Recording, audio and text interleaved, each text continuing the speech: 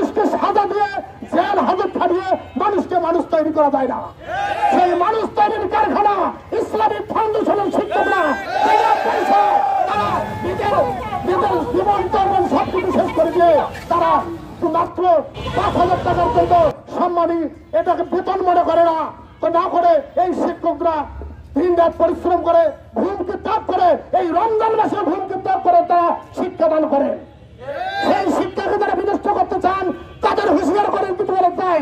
এই আপনারা বন্যার চাকে যদি আপনারা এই মধুর চাকে যদি ঢাল দেন তাহলে আপনাদের সমস্যা হবে। আপনারা জানলে আপনারা কষ্ট পাবেন, দেশবাসী আপনারা কষ্ট পাবেন। ইসলামিক ফাউন্ডেশন আমাদেরকে ইতিপূর্বে দাসের মতো ব্যবহার করা হয়েছে। আমরা এই দাস প্রকার চাই না। ইসলামিক ফাউন্ডেশন গোটা সকল মন্ত্রণালয় সংস্কার হলেও ইসলামিক ফাউন্ডেশনে ঘাটতি মেরে থেকে আওয়ামী লীগ দুশ্মনরা এখনো থেকে আমাদের প্রকল্পকে নস্যাৎ করে দিতে চাচ্ছে। প্রিয় ভাইয়েরা, আপনারা এটাও জানেন এই ইসলামিক ফাউন্ডেশন অনেক দুর্নীতি হয়েছে। এই দুর্নীতির কোনো খোঁজ খবর হচ্ছে না।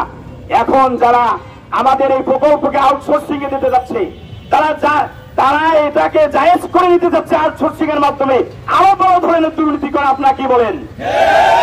আমরা এই প্রকল্প আউটসোর্সিং এ যাইতে দেব না। আমাদের জীবন থাকতে এই কোরআনের প্রকল্পকে দুর্নীতি মুক্ত করব, দুর্নীতির সাথে সম্পৃক্ত হতে দেব না। আউটসোর্সিং দেওয়া মানে এটা জায়েজ করে নেওয়া যে এখন দুর্নীতি করা যাবে।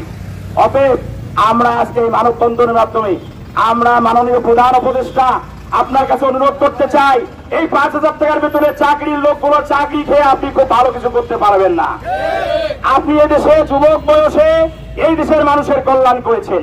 84 বছর বয়সে এসেও আপনি আবার আল্লাহর রহমতে এই দেশের মানুষের কল্যাণে এসেছেন। আপনি এই 5,000 টাকার বেতনে চাকরির লোকগুলোর দিকে আপনি একটু তাকান। আজকে আমরা রোজার মাসে কষ্ট করে আজকে এই কঠোর প্রখর রোদের ভিতরে আমরা দাঁড়িয়ে গেছি। আমরা চাচ্ছি আমাদের ঈদের আগেই আমাদের বেতন বোনাস দিতে হবে। আমরা দীর্ঘদিন থেকে 5,000 টাকা বেতনে গোটা জাতি যখন ঘুমায়, এই জাতির এই আলেম ওলামা মানুষগুলো ফজরের নামাজ পড়ে মসজিদে গিয়ে কোরআন পড়ে। আপনারা কি বলেন? এই কোরআনের প্রকল্প নিয়ে কোন রকম দুর্নীতি হলে, কোন রকম যদি এটাকে বাতিল করার চিন্তা হয়, আউটসোর্সিং এ দেওয়ার চিন্তা হয়, আজকে আমরা মানববন্ধন করতেছি, কালকে আমরা জীবন দিতে দ্বিধা করব না।